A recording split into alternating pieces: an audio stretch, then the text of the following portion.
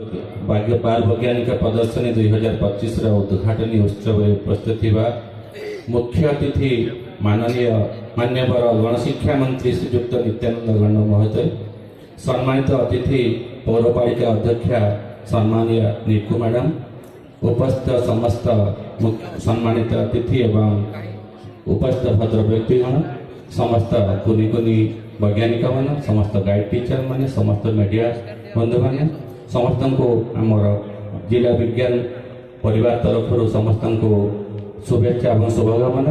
वर्तमान मु आपण सम्मुखें आमर वितरण पुरस्कार वितरण पर्व आरंभ करवा।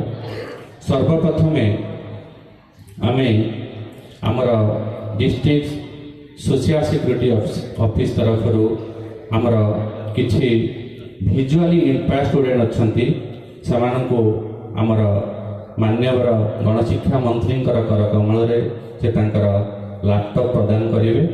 तो प्रथम मु किसी पिला ना घोषणा करुच्ची से मंच को आसवे एवं आमर मुख्य अतिथि मान्यवर गणशिक्षा मंत्री कर कमल लैपटॉप ग्रहण करेंगे। कृपा सिंधु जेना, फादर ऑफ अमूल्य जेना, पतित पावन महाविद्यालय डिग्री कॉलेज से अनुरोध करी से मंच को आसवे एवं मुख्य अतिथि कर कमल से पुरस्कार स्वरूप लैपटॉप को ग्रहण करेंगे।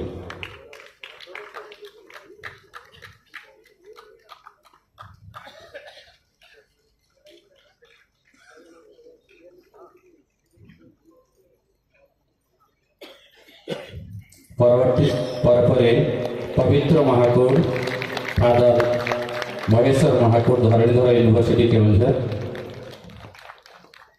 परे आसवे रंजन नायक चंद्रशेखर डिग्री कॉलेज चंपुआ, परे Dipak Kumar Rout elementary teacher education institute Fakirpur Keonjhar एवं रंजन नायक रेभेन्सा यूनिवर्सिटी।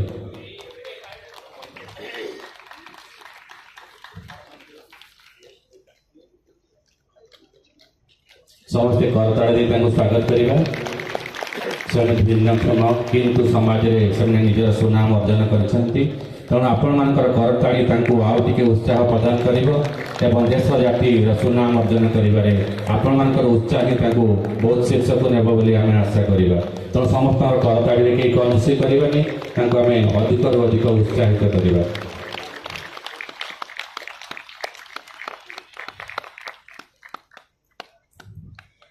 से भिन्नक्षम व्यक्ति जो मैंने समाज में अवहेलित बोली आम कहूँ से अवहेलित नुहति से निश्चित भाव में समाज अग्र को जापरे जदि आम प्रोत्साहन देवा ये प्रोत्साहन ये मंच में प्रोत्साहन दौरान जहाँफल प्रोत्साहन कारण आग्रह बहुत अधिक रु अधिक आगे आसवे।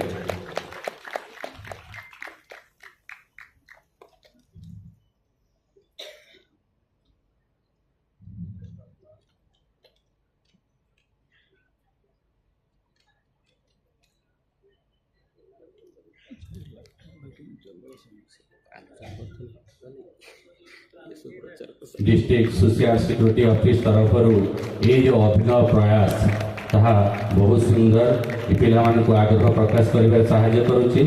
तेणु आमर आम डिस्ट्रिक्ट सोशल सिक्यूरिटी ऑफिस को साधुवाद जनवा यही प्रयास रहू। परवर्ती समय से भाया जिते भिन्नक्षम अच्छा जो मैंने समाज में नाम प्रदर्शन आग को नापी चाहते से सहयोग प्रदान करूँ। वर्तमान आमर ग्रहण में आम मान्यवर मुख्य अतिथि मान्यवर गणशिक्षा मंत्री कर कमल आम कि पुरस्कार आम कि विशिष्ट व्यक्ति को प्रदान करने चाहूँ।